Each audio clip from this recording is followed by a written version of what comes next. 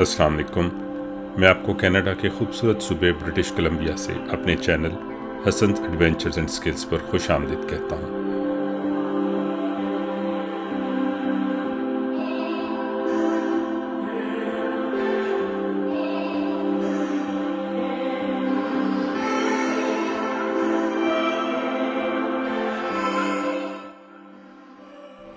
जब मैं कनाडा आया था तो मेरी क़यामगाह ब्रिटिश कोलंबिया सूबा के शहर केलोना थी।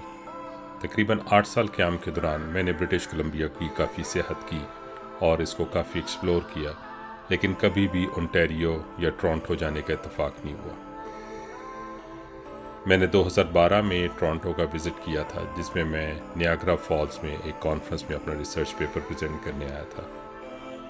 केलोना अगरचे इस वक्त कनाडा का फास्टेस्ट ग्रोइंग मेट्रोपॉलिटन शहर है, लेकिन अगर इसकी आबादी का मुआवजा ग्रेटर टोरंटो एरिया GTA से किया जाए तो ये आटे में नमक के बराबर होगा। कहाँ केलोना की आबादी सिर्फ 0.2 मिलियन और कहाँ GTA की आबादी 6.7 मिलियन और सिर्फ टोरंटो शहर की आबादी 2.8 मिलियन है। इसलिए कनाडा के एक छोटे से शहर से कनाडा के सबसे बड़ी आबादी के इलाके की सैर का प्रोग्राम सर्दियों की छुट्टियों में बनाया। मैं इस सफ़र में आपको अपने साथ लेकर चलता हूं और अपने सफ़र के तजुर्बात आपके साथ शेयर करूँगा। मैं इस वक्त केलोना एयरपोर्ट पे हूँ और टोरंटो के लिए मैं बोर्ड इन होने लगा। इस पूरे सफ़र में मैं टोरंटो के लिए साथ साथ वीडियो बनाता रहूँगा। मास्क के साथ कोविड के दिनों में ट्रैवलिंग कितनी आसान चीज़ है। इस वक्त मैं एयरक्राफ्ट में बोर्ड इन हो चुका हूँ। एयरबस A220 है, बिल्कुल नया जहाज़ है। और सीट का रिव्यू कर लेते हैं। ये 2 USB-C और USB-A कनेक्शन है। लेग रूम भी बहुत अच्छा है। मैं केलोना एयरपोर्ट से जहाज़ में बोर्ड इन हो चुका हूँ और मेरा जहाज़ A220 है। इस जहाज़ के बारे में ये बड़ा इंटरेस्टिंग फैक्ट है कि ये जहाज़ बम्बार्डियर कनाडा में डेवलप हुआ और उसके बाद इसको एयरबस ने बाय कर लिया और उसको सीरीज़ A220 सीरीज़ दी गई। तो बुनियादी तौर पे ये कनेडियन जहाज़ है, लेकिन इस वक्त ये अंडर लाइसेंस एयरबस के तहत बन रहा है और उसी के तहत ये उड़ रहा है।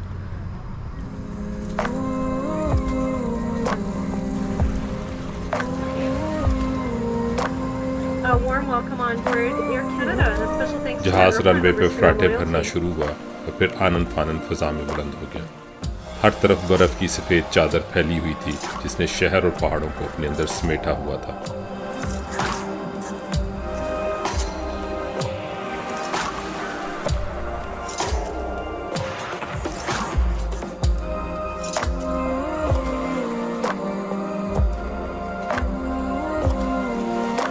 टोरंटो का फासला केलोना शहर से बजरिया US अगर जाया जाए तो तकरीबन 4000 किलोमीटर है, जबकि कनाडा के अंदर से जाएं तो तकरीबन 400 किलोमीटर और ज़्यादा उसके अंदर ऐड हो जाते हैं।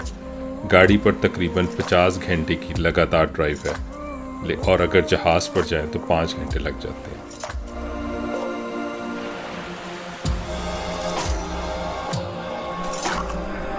टोरंटो जाते हुए मेरी फ़्लाइट शाम की फ़्लाइट थी, इसलिए थोड़ी देर में ही अंधेरा छा गया और विजिबिलिटी कम हो गई।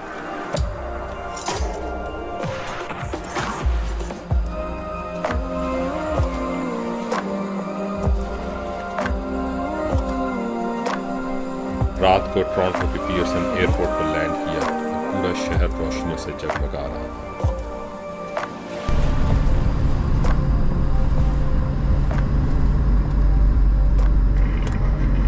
Warm welcome here in Toronto. The local time is 7:12. आज दिसंबर की 26 टोरंटो के शाम के 7 बजे में मैं पियर्सन एयरपोर्ट पर लैंड कर चुका हूँ और यहाँ से बाहर जा रहा हूँ।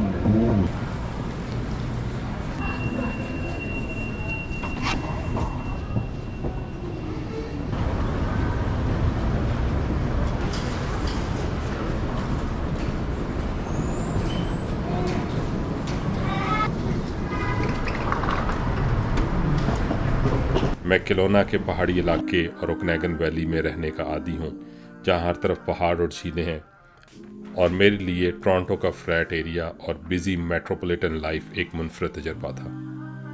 मैं इस वीडियो में शायद बहुत बार किलोना के साथ अपने तजर्बात का मुआवजना करूँ, और ये खासा नेचुरल है कि आप जहाँ जाते हैं आप उसे अपनी मुकामी जगह से कंपेयर करते हैं। मेरा ज़्यादातर क़याम स्कारबरा के कुर्बो जवार में था, इसलिए मैं आपको ज़्यादा स्कारबरा का नेबरहुड ही दिखा पाऊँगा। अक्सर मैं स्कारबरा के नेबरहुड की ड्राइव पर निकल जाता था और ईस्ट और वेस्ट कोस्ट के लिविंग स्टाइल का मुआवजना करता था। टोरंटो और किलोना के हाउसिंग स्टाइल में नुमायाँ फ़र्क था। घरों का एक्सटीरियर और डिज़ाइन भी मुख्तलिफ थे। नेबरहुड को देखने के बाद मैं अपने स्टे के दौरान एक जगह जाना चाहता था, और वो थी शॉपिंग मॉल।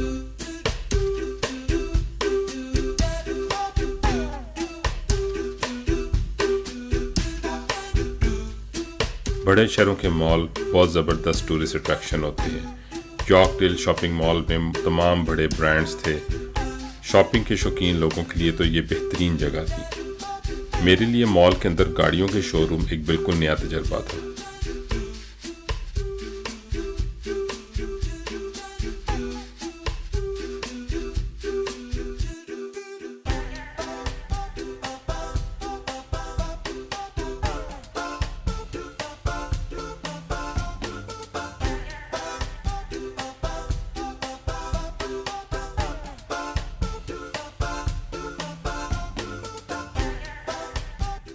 GTA के एरिया में 401 हाईवे बहुत मशहूर है। ये नॉर्थ अमेरिका की चंद एक मसरूफ़ तरीन शाहराहों में से एक शाहरा है, और ये हाईवे GTA के तमाम शहरों को आपस में मिलाती है।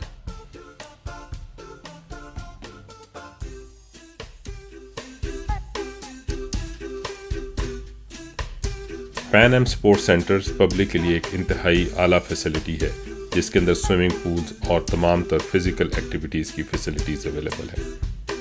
ये कनाडा का एक बहुत बड़ा एक्टिविटी सेंटर है।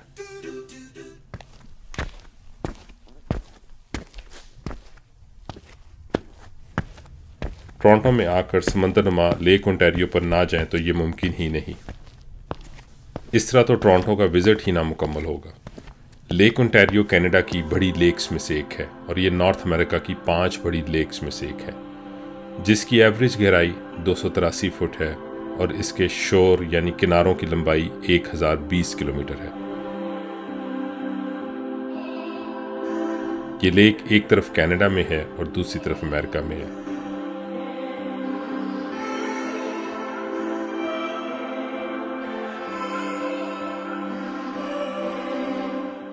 पाँच दिन क़याम करने के दौरान दोस्त अहबाब के साथ अच्छा वक्त गुजरा, और दिन गुजरने का एहसास भी ना हुआ। आखिरकार किलोना की वापसी का दिन आ गया। पियर्सन इंटरनेशनल एयरपोर्ट से एयर कनाडा की फ़्लाइट ली। ये फ़्लाइट दिन के वक्त थी, तो सारा सफ़र बाहर के नज़ारे देखते हुए गुजर गया।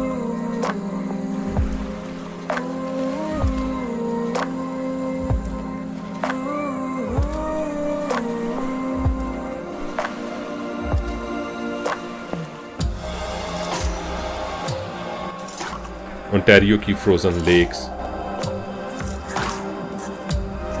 सस्कैचुअन और मैनिटोबा के चटियल मैदान, एल्बर्टा की प्रेरीज और ब्रिटिश कोलंबिया के बुलंदोबारा पहाड़ एक महसूर कुन एहसास दे रहे थे। जहाज़ की खिड़की से नज़र हटाने को दिल ही नहीं करता था। आंखें इन खूबसूरत नज़ारों से हटाना नामुमकिन थी। फ़्लाइट का ड्यूरेशन तो 5 घंटे था, लेकिन वक्त गुजरने का एहसास ही नहीं हुआ। इस सफ़र के दौरान सिर्फ एक बोरियत थी कि कनाडा की डोमेस्टिक फ़्लाइट्स में कोई भी फूड नहीं दी जाती, इसलिए आपको मैं कोई फूड रिव्यू नहीं दे पा रहा। सबसे खूबसूरत मरहला किलोना एयरपोर्ट पर लैंडिंग का था। जहाज़ ने वर्नन शहर के ऊपर किलोना की तरफ टर्न किया। जहाज़ इन लेक्स के ऊपर से इनके दिल फ्रेम मनाजिर दिखाते हुए किलोना एयरपोर्ट पर उतर गया।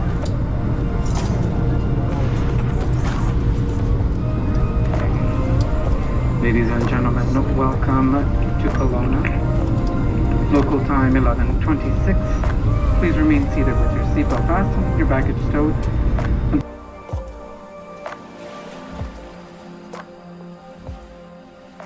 उम्मीद है कि आपको मेरा ये व्लॉग और सफ़र पसंद आया होगा। आपसे गुजारिश है कि वीडियो को लाइक करना, चैनल को सब्सक्राइब करना और दोस्त अहबाब से शेयर करना ना भूलिएगा। अब आपसे अगली वीडियो में मुलाकात होगी, तब तक की इजाज़त दीजिए। अस्सलाम वालेकुम।